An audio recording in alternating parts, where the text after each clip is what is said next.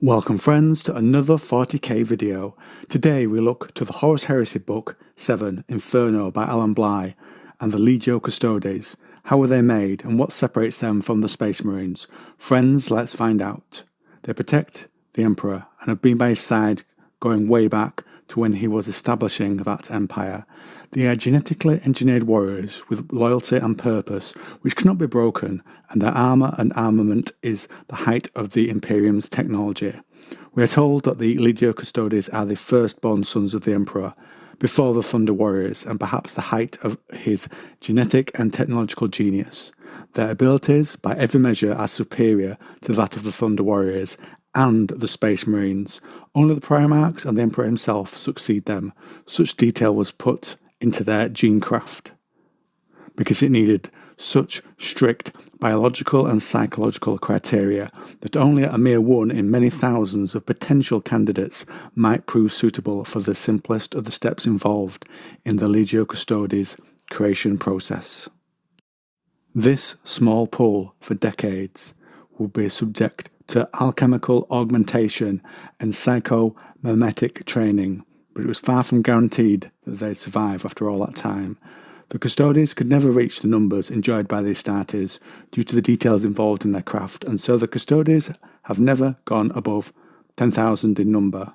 In the bloody chronicles of the Unification Wars, the Custodian Guard played a role in carving out the Emperor's empire, as the fables tell it, upon the pillars of the Black Manse of Nassau, capital of one of the earliest of the techno-barbarian holds to submit before he who was to become the Emperor arrived. It is said that the warlord king was flanked by his four giants of crimson and gold, demanding surrender. Decades later, they fought with power spears at the head of the Thunder Legion in the assault against the formidable Molland Sen Confederacy. One even removed the head of the Confederation's tyrant prophet from its shoulders in the aftermath of the campaign, the climatic Battle of the Red Frost. And decades later the Guard would be in their hundreds, but they would still be told to cull the Thunder Warriors they had led, who had once served the Emperor and then rebelled in the wake of their forcible disbandment and internment.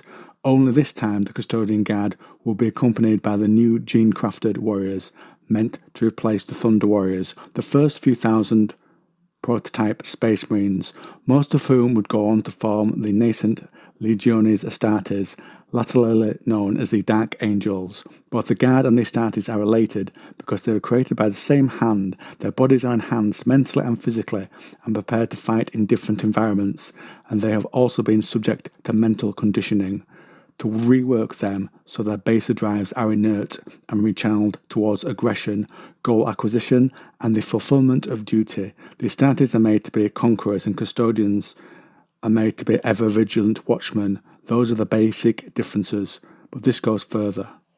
The way this augmentation is accomplished is also different for the Custodians. The focus here, for a child to become one, they must begin the change in late infancy and before adolescence has taken hold of their changing body.